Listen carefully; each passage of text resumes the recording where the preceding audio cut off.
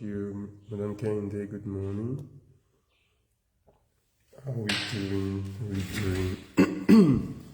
It's a simple discussion on how not to become a Ponzi scheme because I think over the past few weeks there has been a lot of stories online around companies who were thought to be legit and are falling and today are seen as Ponzi schemes. We have, I think the first one that broke was, hi babe, good morning. I think the first one that broke was Tingo, and a whole lot has been written about them, a lot has been said about them.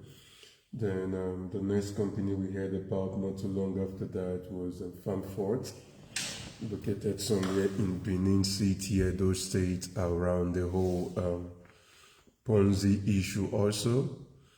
And I figured at times, I think it's important we have a discussion around how not to become a Ponzi scheme.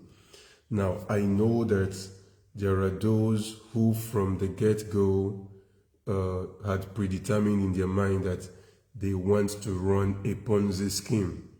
Now, those are not the people I'm talking to. I'm talking about those who started off legitimately, who started off having honest intentions, having honest desires, and somehow they found themselves in a space or in a place where they are now coming across as a Ponzi. Because you see, at times, not all of these Ponzi schemes, I honestly believe not, especially for the young entrepreneurs, not all of them set out to dupe people or set out to lie or be deceptive. However, they found themselves in that space. My Oga rating, good morning, sir. Some of these guys found themselves in that space where they did not know what to do and they became a Ponzi.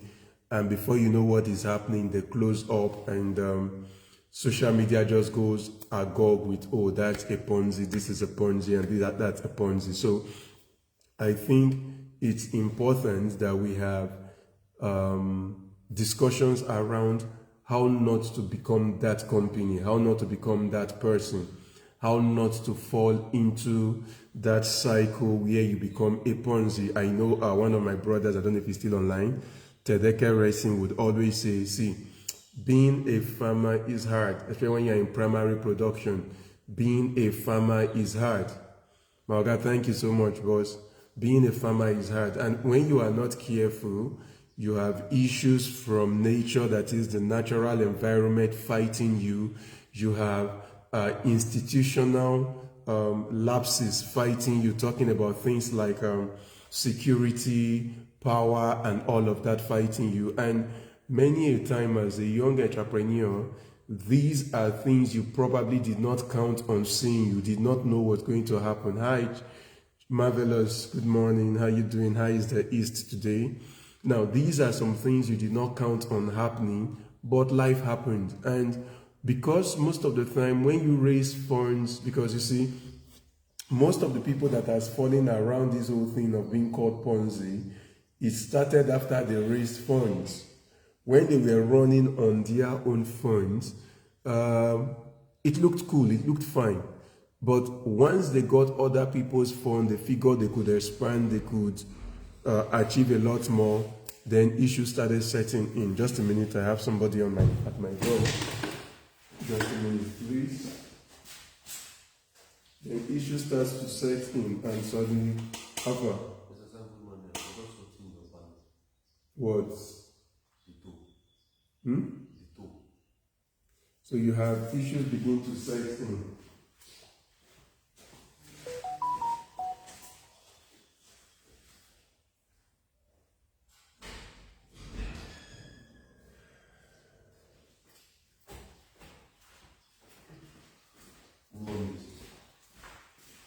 So how do I ensure, sorry about that. So how do I ensure that I do not become a Ponzi? So number one is first, There is a need as a young farmer, as a young entrepreneur, to start off with understanding what you want to achieve. You see, I always tell people this, that in agriculture, like in every other business, you need to get to the point where you understand that not every opportunity is your opportunity, not every platform that is yours. And the issue is when you are just starting off and you are struggling, you are hustling, you are trying to create a path for yourself, you may fall into that trap of trying to do everything. You are trying multiple doors. Okay, Weston just said agricultural lending is a major problem. Short-term funding cannot work with agriculture. Exactly. Funds over 10% without moratorium and tenure below 3 years are killing the industry. Short-term. Exactly. Thank you, Sam. So you're going to come here. So we need to understand that first, every opportunity in agriculture is not your opportunity. You need to know where you want to go. You need to know what you want to do. See, there is this whole thing of, oh, because you are struggling, somebody comes and says, there is opportunity now in cow rearing, you jump into cow. There is opportunity now in logistics in agriculture, you jump into that. Let's try storage. No, you see, you have not defined what you want to do, where you want to go. You need to define that for yourself. That is the beginning point. Number two, you see, you need to understand that agriculture is a tool. Agriculture is not an end in itself. It is a tool. I'll give you an example. Next to me here, I have one of the sensors we use on the farm. Now, this is just a tool. This is just a tool as a sensor. If I don't know how to use this tool and I want to nail something and I begin to use it to nail, you agree with me that this does not have the strength enough to pound in that nail. Now, if I leave there saying, oh, this tool is not functional, it is not working well, it is me that has misused or abused the tool, not the tool that is faulty. Good morning for Lauren Sharon Kufre. Now, how do I mean? Many a time, people come into agriculture without understanding the tool of what to use agriculture for, what agriculture is as a tool. So, you realize that we are now at a point where you are trying to use agriculture to answer what it should not do. As a tool, agriculture has three purposes. Number one is, I can use agriculture to produce food. That is fine, if that is what I want to do. Number two is, I can use agriculture to create jobs. That is also fine. So, I am not saying one is better than the other. Number three, I can use agriculture to create money, that is, to generate money. Now, this is where agriculture becomes tricky because there is that illusion that if I am doing one, it is as good as doing 2 and 3. But you realize that until I decide what I want to use agriculture for, I may just end up floating along the 3 lines. And why is it important that I choose what I want to use agric for? It is important because if I don't know what I want to use agric for, I will not be able to clearly define the tools I need in agric. I will not know who my real market is, where I want to play. There would be a lot of confusion in between. I'll give you an example. I remember those days when I was still working with IITA, that's an International Institute of Tropical Agriculture. I was opportune to serve under the unit called Yam Improvement for Income and Food Security in West Africa, YIPSWA. And I remember those days, we had a slogan which was, if you want to make money, grow yam. If you want to feed people, grow cassava. Interpretation, there is a crop for money, there is a crop for feeding. So, if I am coming into agriculture for money, and I focus on growing a crop for feeding, people will be fed, I will be broke. Why? I do not understand which crop is for what. If I say, no, what I want to do is I want to feed people, but I pick a crop that is designed for making money, at the end of the day, you realize that I am making money, but people are hungry. Then if that makes sense. Mr. Jerry say, good morning, sir. So I need to understand, what do I want to achieve in agric? I have seen a lot of people tag me or send posts to me and things like, oh, Farmer Sam, why not buy, what's the word now? A self-driving tractor, an automated tractor, that the tractor will just drive itself and all of that, this will be, like you'll be the first to own it in Nigeria. And in my head, I'm asking, why? You don't understand my goal. Now, I'll give you an example. If a government says we want to use agriculture to create jobs, then that government, there are things they cannot invest in. I'll give you a typical example. Look at the US.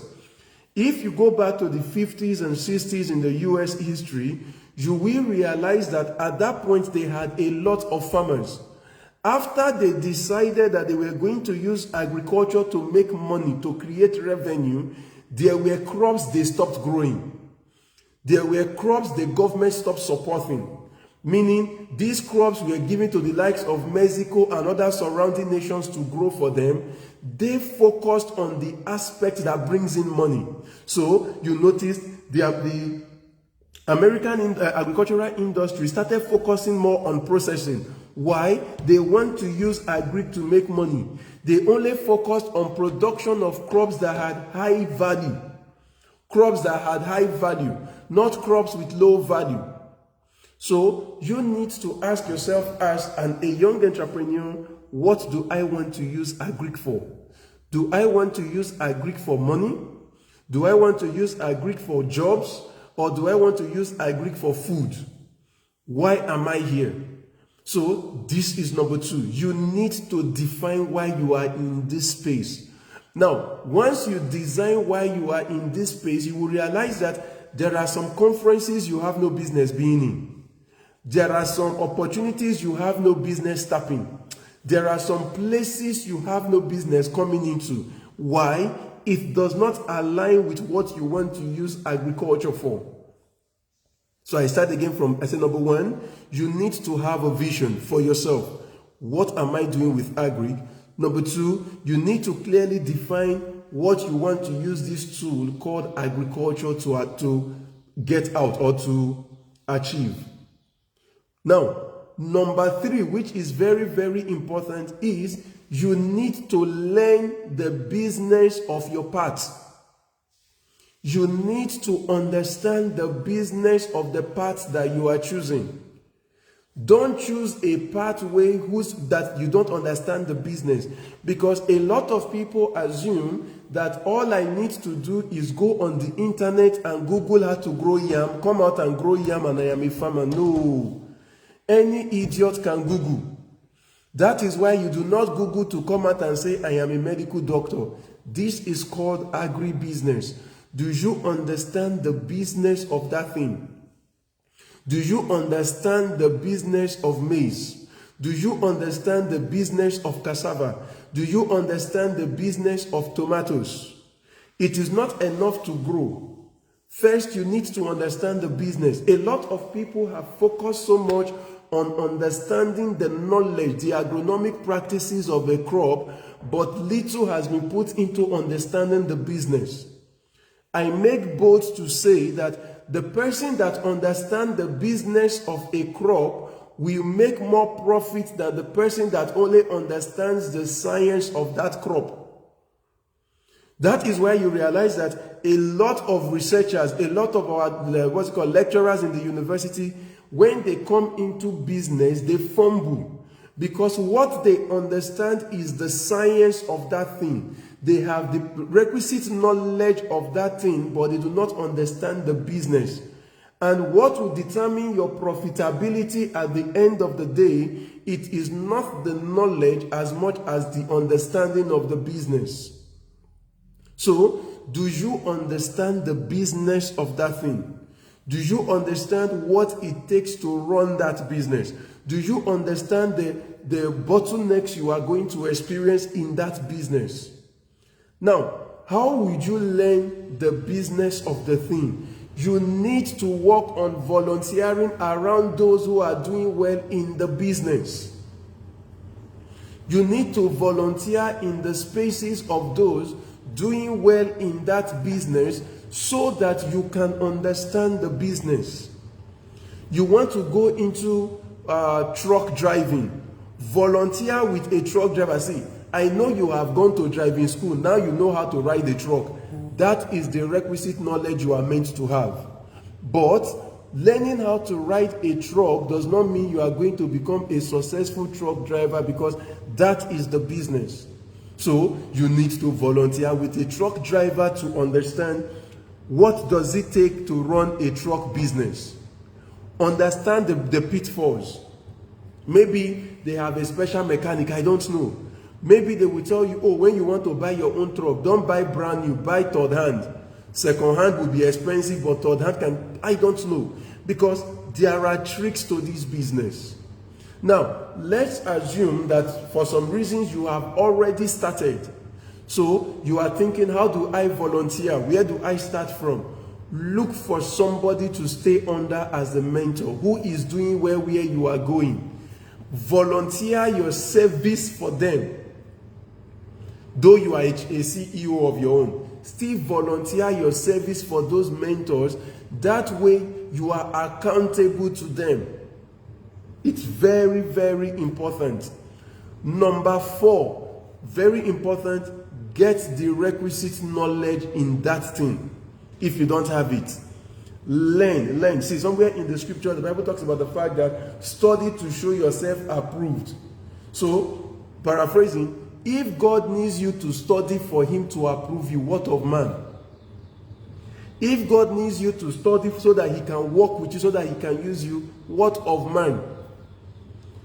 In the scripture, we know that, oh, Jesus is the Son of God. Yeah, the Bible talked about the fact that at the age of 12, Jesus was in the temple studying with the Sadducees and Pharisees. He was learning from the leaders. So, if the whole Son of God could still go and learn, how much more you that is Son of Man?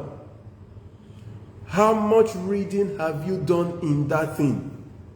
How much knowledge have you taken up in that thing? Are you reading, or you are just running on vibes?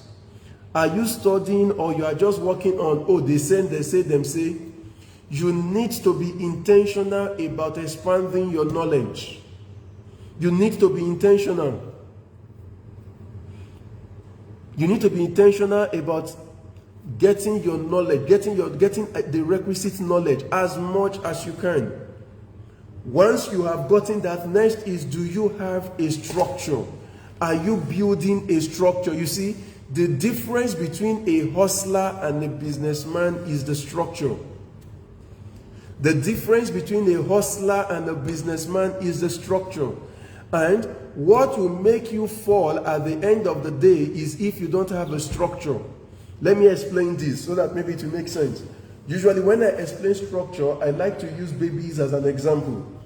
I am sure that almost everybody on this live, or that we watch this later, at some point or the other, you have seen a baby before.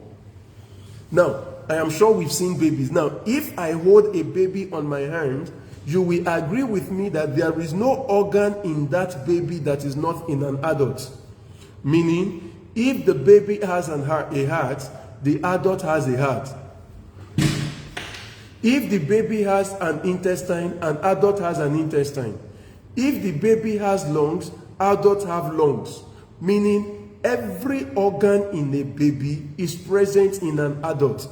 So, what is the real difference between the baby and the adult then? The real difference is time.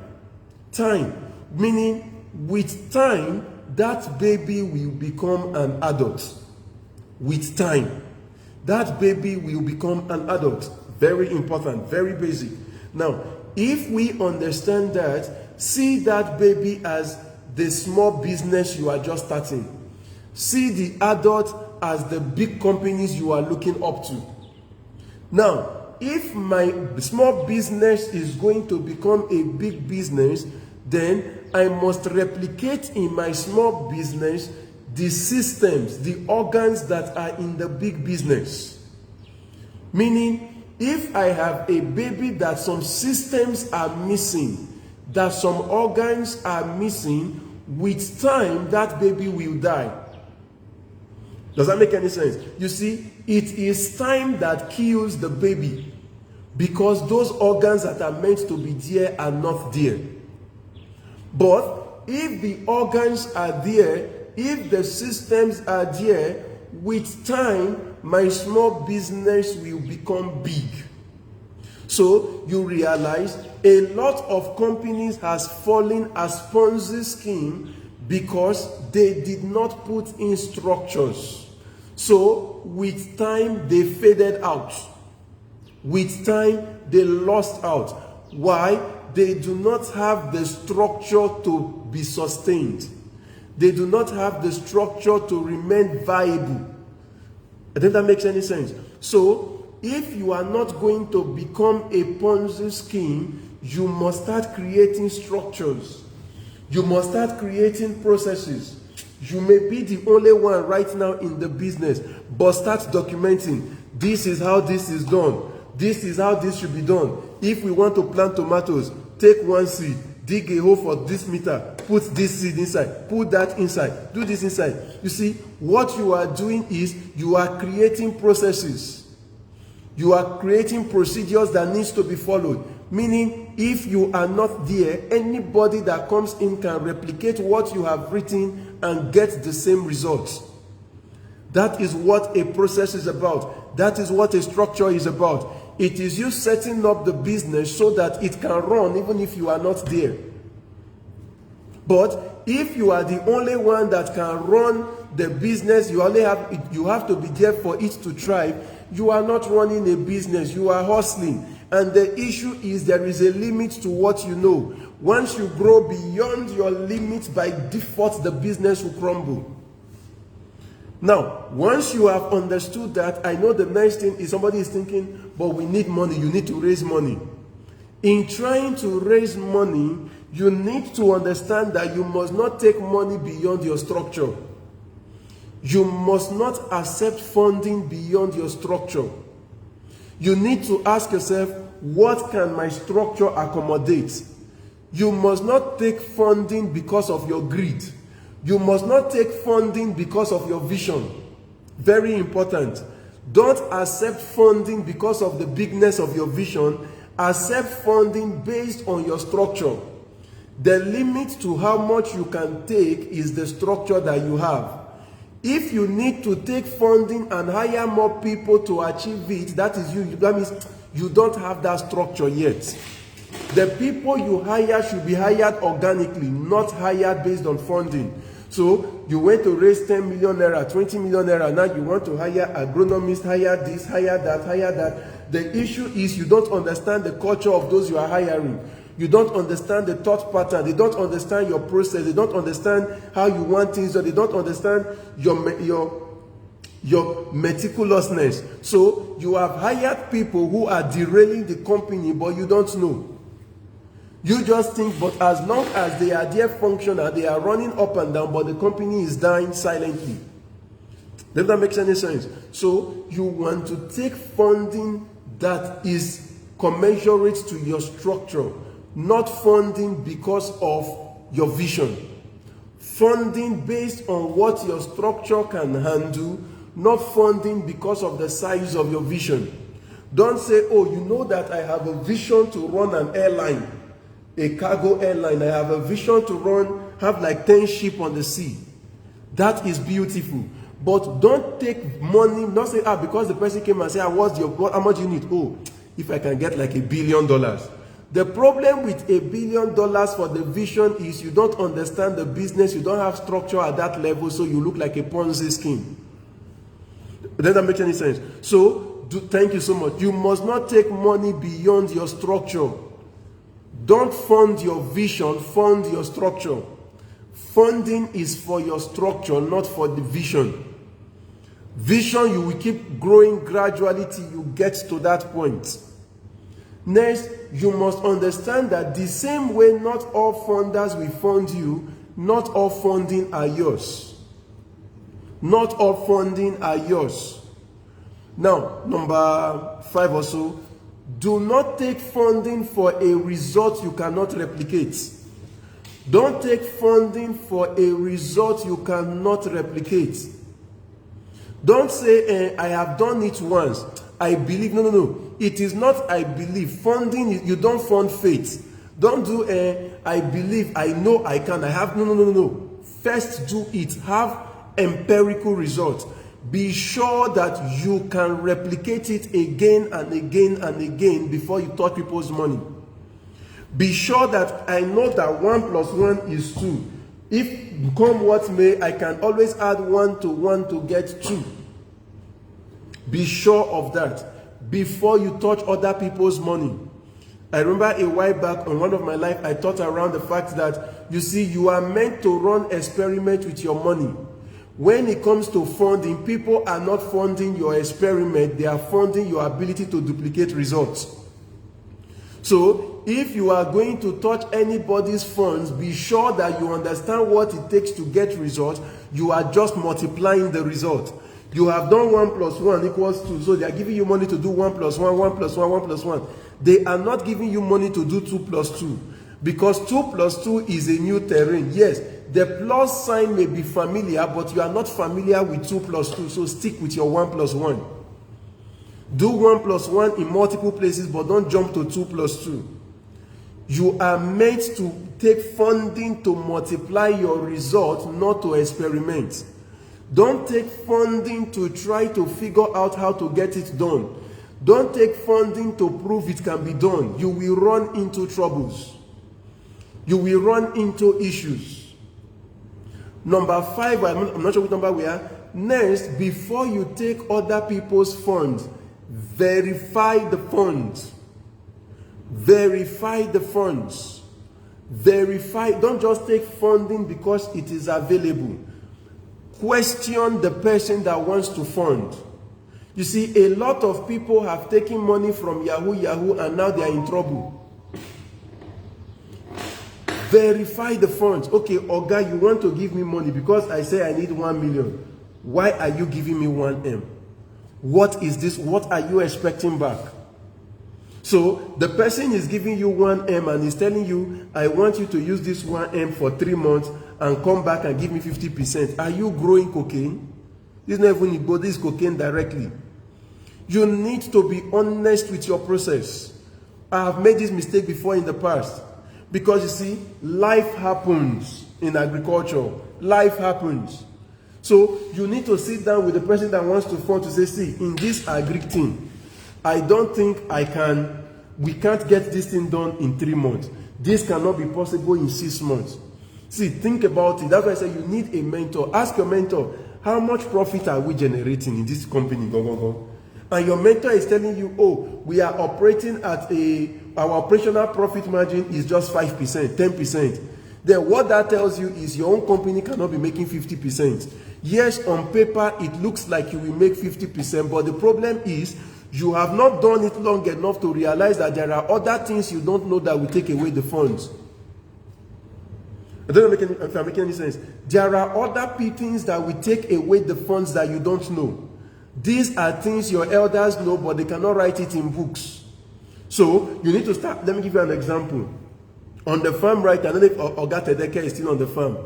If I tell you how much we are spending on security, how much we are spending on just security, meaning this is not farm, that we on the farm we have what's their name? We have Legion, that's a paramilitary firm that we pay monthly. We have a private security firm, Alpha Newman also, Oscar Newman, that we pay monthly. We have local vigilante, because we cannot bring in all the whole foreign security outfit into the place without having those that understand the locality that we are paying. We have Amotekun, who helps us in guiding the bushes. That is number 4. We have, I think I'm missing 2.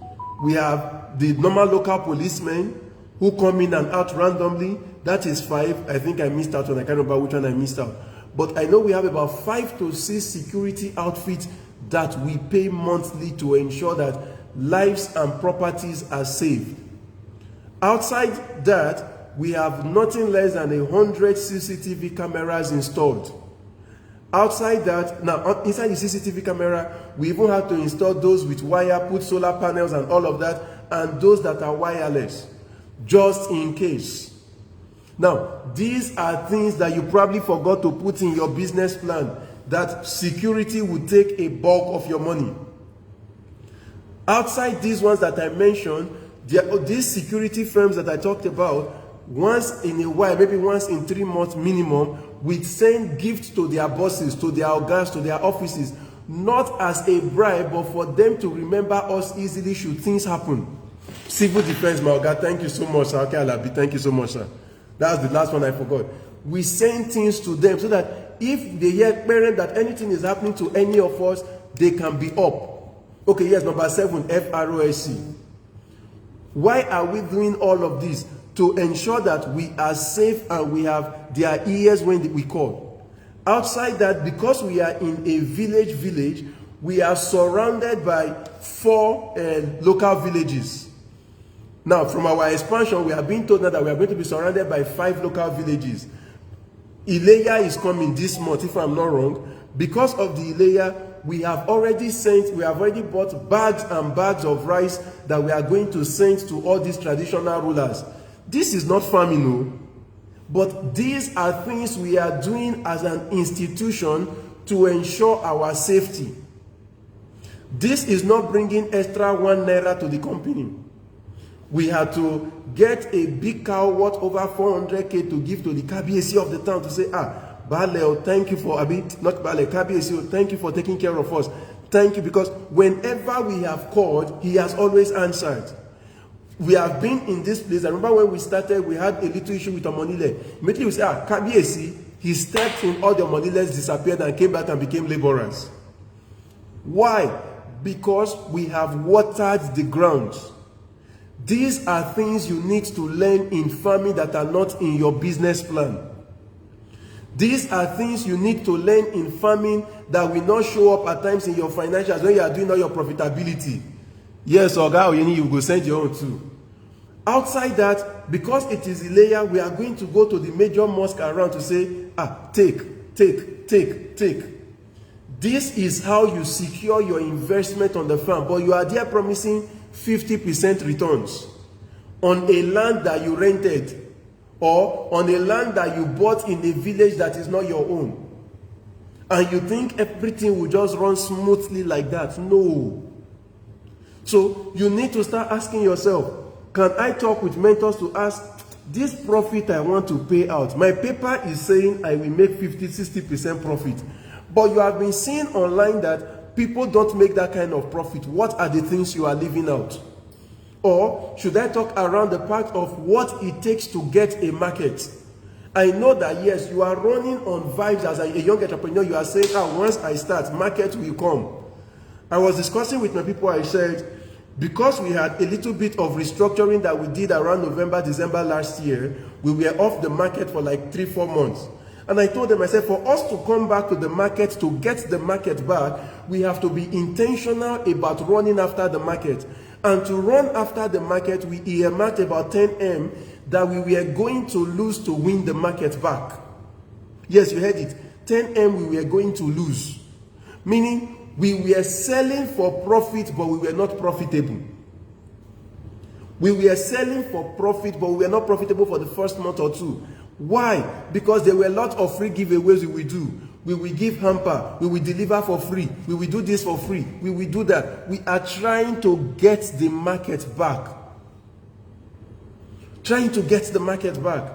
But you don't understand this. You just believe that, once I grow tomato, they will buy. Take your tomato to my 12 and see what will happen. Or you are somewhere in Ishei, bring your tomatoes to Bodija market and not be at peace with the ballers in Ishei. I tell you for free from experience. Ishei is somewhere in Oyo State. Or Ishei, I don't know if I'm pronouncing it well, but somewhere in Oyo State. I remember those days you will produce there, you will think, don't they know that I'm an educated farmer Lakowe? You now bring your lack away all the way, you buy, you do all your things, you get to Bodija market, nobody will buy. Why? There is a caban, there is an institution in place you did not key into that will frustrate your efforts. So you need to talk with your elders before you take funding. Oh, I want to take this, I want to take this, I want to take that, but what should I take? Then you also need to vet your investors. This is usually the hard part for a lot of young entrepreneurs. There are investors that everything they have ever invested in the business closed and you want to go and take their money still. There are those investors that they make money out of suing the company. You need to vet them. What kind of investor is this? Is this an investor that understands that we are partners in this together? Or is this an investor that only sees me as a tool to make money? Is this an investor that is willing to sit down on the table with me, that when I have issues and I come back and I say, that you see I have produced, but I'm not able to sell, I don't know if you have a market. Are they willing to work with me to help me get that market? Or will they tell me, Baba, that's your own, go and find it yourself? You need to know, what kind of investor am I working with? Is this an investor that believes because they have given me money, they own my life? Meaning I cannot sleep, I cannot do anything, I'm just supposed to stay awake and worship them. Is this an investor that is investing so that I can butter their ego? Or is this an investor that really believes in the farm? Or an investor that believes in my vision? Because an investor that believes in your vision, when things go wrong, because they believe in your farm, they will find a way to help you out. Or is this an investor that just believes in their money? You need to know so that you understand who you are dealing with, so you don't end up as a Ponzi scheme. I always try to give this example of one of my, I won't say a mentor, but role model, because we are not together in agric. I don't know him in agric, but one of my role model in business, that's Aliko Dangote. And I always say, if we look at the timeline he gave initially, that is oil processing and refinery was going to be available, he did not follow the timeline. But I honestly believe that this man kept borrowing money. He still took funding from investors to say, oh, we did not meet the timeline, but can I get more funds? We did not meet the timeline, can I get more this? We did not get the timeline, can I get more this? Yet nobody dragged him online. Why is it that nobody was dragging, nobody was shouting, nobody was screaming? Because they understood him, they understood the vision so much that they bought into the vision. So whatever it took for the vision to succeed, they were willing to wait. Do you have those investors that are willing to wait regardless of how long it takes the vision to come to pass? Sorry, I think I have somebody at my door. Do you have those kind of people?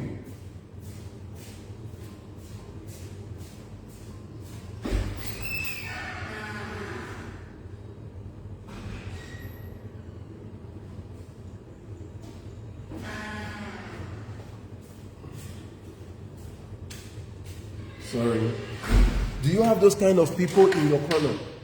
Because it is not enough to say you are trying to get an investor. Do you have investors that believe in the success of your company? Good morning, sir. Good morning, my brother. I can hear your voice from the gate. No good. Very good. Do you have those kind of people in your corner? Because you see, in business, life would happen. Life will happen. In business, life will happen. Things would happen. But if you have an investor that truly believes in the vision, worst case scenario, you can say you give them 80% of the company, 90% of the company, but they will do everything for the vision not to die. They will understand that, oh yes, the vision may tarry, but at the appointed time, it will still show forth. They will wait with you. But most of us, the people that you have been picking as investors are people that are just about money, not your vision. Yes, they listen to your vision, they were all telling you, cool, oh, awesome, this is beautiful. It's a lie. You did not take time to verify what they were supporting. You thought because they said cool, that meant they supported you, but the reality was they supported their money. They just saw you as a money doubler. You thought they saw you as a person of vision. So when shit hits the fan, they are ready to drag you, they are ready to destroy you, they are ready to bring you down, they are ready to destroy your legacy. They are ready to kill you off. They are ready to call you all sorts of names. Why? They did not believe in your vision. They just saw you as a money doubler. You saw them as people believing in your vision. You were the one that deceived yourself. Why? You were blinded by the greed of the money you needed. You forgot to verify who they were. So somebody is asking a question. My Oga Jesse is laughing.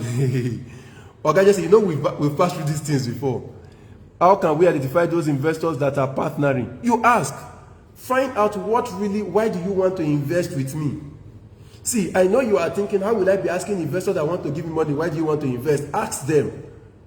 Ask them, why me? See, these guys have options. Why are they choosing you? You have come out openly to make yourself vulnerable to them, to say, I want money. I want to use money for this.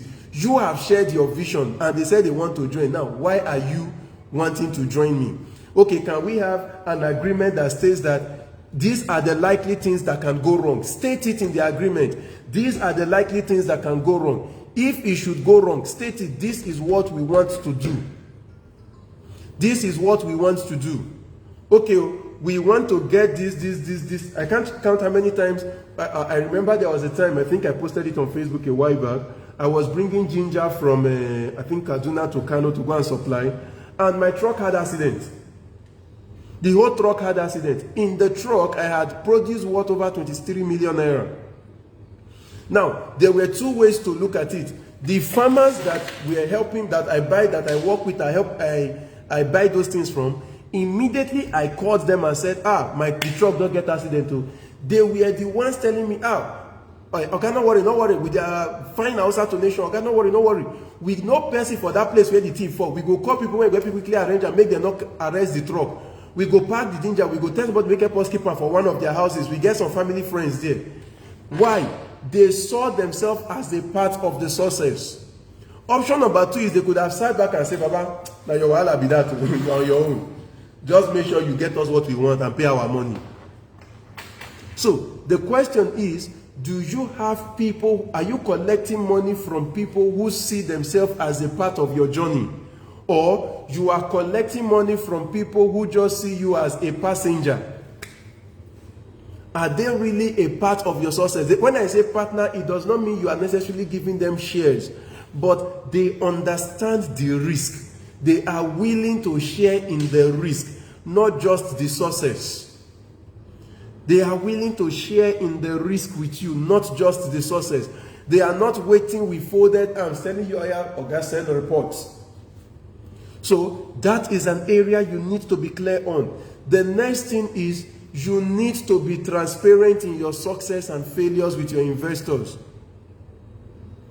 You need to be successful in your... So somebody's, Mr. From my was saying something. He said, last year I had over 114 investors, but none was interested with the vision, but cared about their money. I had to lock up. So if they are not interested in the vision, you have no business working with them. You have, see, I know it sounds harsh, but you have no business working with them, because when life happens, you have 114 investors that becomes burden. They are not going to try to help you navigate out, because at some point, life will happen. At some point, I have one of my big uncles here, Ogaba. Our greenhouses in Owiwi, did they not fall recently? They fell. When it fell, people said, what did I say? Let's find a way out. Life will happen. See, there is nothing like, I am a professional in agric enough that nothing will happen. Life will happen, no? Was it not last week or last 2 weeks? We serviced 100 kVA gen on Monday. By Tuesday, the thing break down again. They came back and said, now one gasket or take. I don't even know what those things are.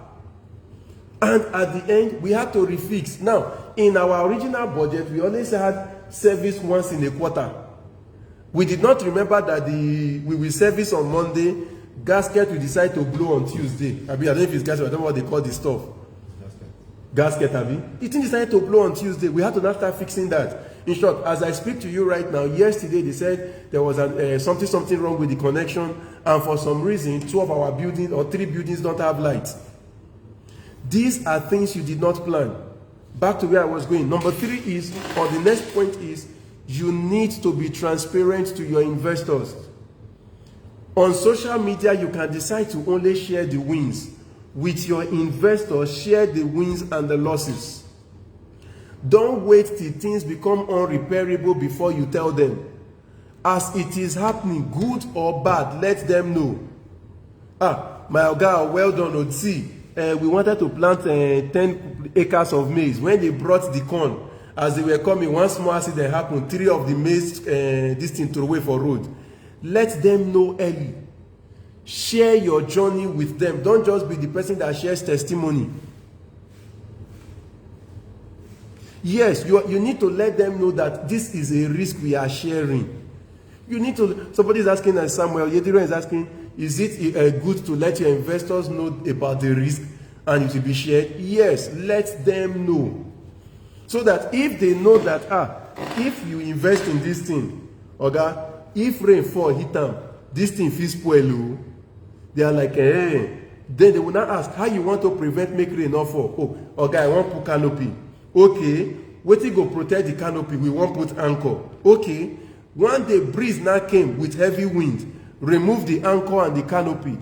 Sir, hello, yesterday breeze came, remove our anchor and canopy. Now they know that this thing that rain must not touch, water don't touch them. If water don't touch am, market don't spoil. Everybody is informed. So if anything goes wrong at that point, it is a shared risk. Once you know it is a shared risk, we can now together figure out how to come out of it.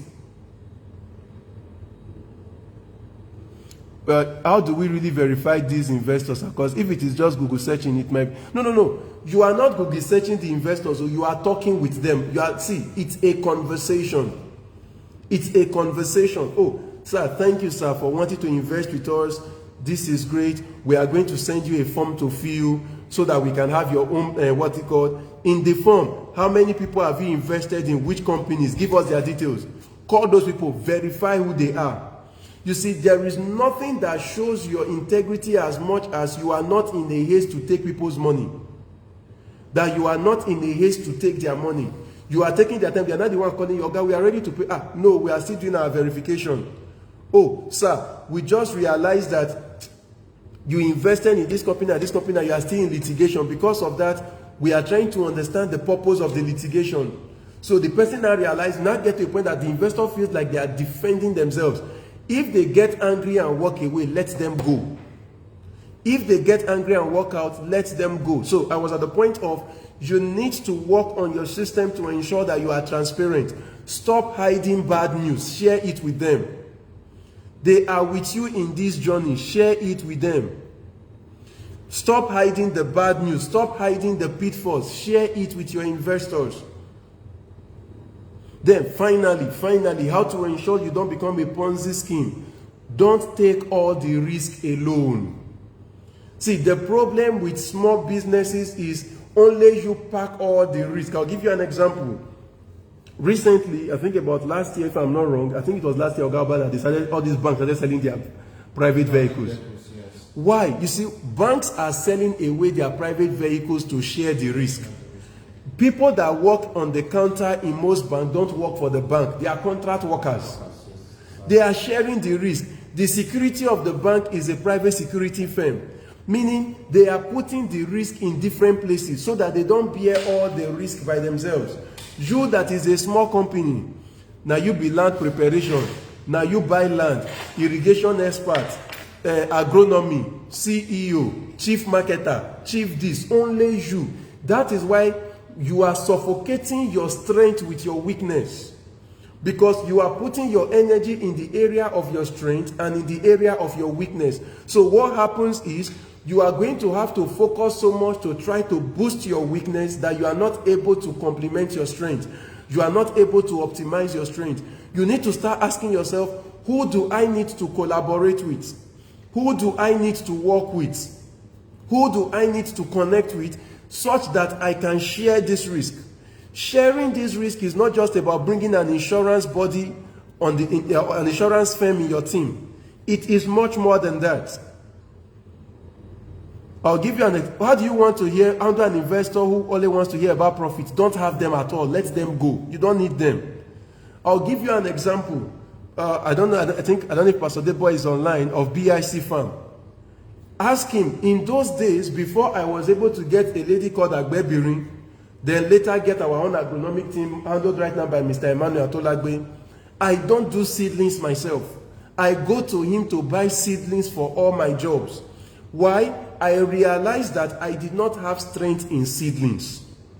So I was not going to set up a farm, produce the seedlings myself to use on the farm. I shared that risk. So when I am setting up, I already know, okay, I know that seed can be 10 naira, but I don't put 10 naira, I just write seedling in my procedure. And I put the price I will buy the seedlings from BIC Farm. I know that, I know how to build greenhouse, but I have people in my team that are better at building. So I called City Veggies Engineer Dan, oh yeah, come and build the greenhouse. What am I doing? I am sharing the risk. I am distributing the risk. I am not doing everything alone. I am putting the risk in different people's hands so that should anything go wrong, everything is not on my head. Should anything go wrong, I am not having to do everything alone to pay back. Should something go wrong, I can say, Oga, now you build greenhouse, oh yeah, come and pay for it. Oh yeah, now you give me seedlings, come and pay. Oh yeah, now you give me nutrients. Come and explain to me why the nutrient is not working. Now I pay to the spray insecticide and go. Why are these things still having insects? I am sharing the risk. I know what you are thinking is, but that will mean that the profit I am making is not much. Yes, that is how big businesses operate. Big businesses is not about doing everything. Big business is about doing what they are best at and they share. As a typical Nigerian, I think we believe that the best phone in the world or in Nigeria is Apple phone. That's what we believe. And we believe that the second best phone is Samsung.